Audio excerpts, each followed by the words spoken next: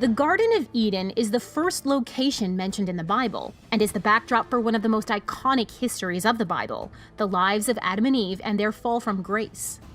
Whether or not you believe this to be true history or a purely symbolic or legendary account, it seems undeniable that the Bible itself treats the garden as a real place.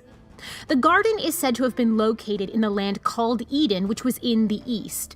The Bible names 4 rivers that watered the garden, the other lands that these rivers flowed to, and even what some of those lands were famous for. This garden in Eden had a real location. There are 2 basic ways that interpreters have dealt with these physical descriptors. The first takes the text seriously and uses the Tigris and Euphrates rivers today as a place to begin. These rivers maintain their ancient names and by and large still follow the same course, beginning in the mountains of Turkey, joining together in modern Iraq, and then emptying into the Persian Gulf. In this scenario, the location of the Garden of Eden is believed to be in the now flooded northern section of the Persian Gulf.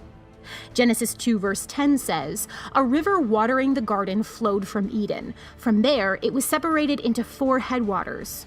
This is interpreted as meaning that 4 rivers joined into one, and then that one river flowed through the garden and emptied into the Gulf. Interestingly, there are candidates for the other 2 rivers. The Gihon is identified with the Dez and Karen rivers that flow through western Iran and still meet up with the Tigris-Euphrates. Genesis links this Gihon River with the land of Cush, which in this view is tied to the Kassites. In 1994, satellite radar images of northern Arabia revealed a long, dried river that provides evidence for a possible Pishon River.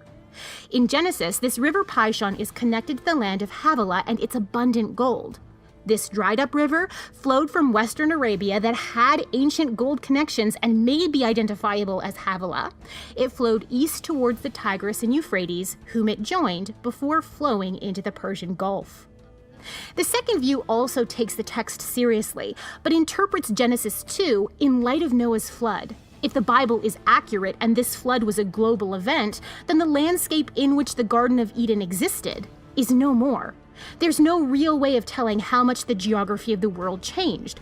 Are mountains, canyons, rivers, and gulfs now how they were before the flood? It's unknown.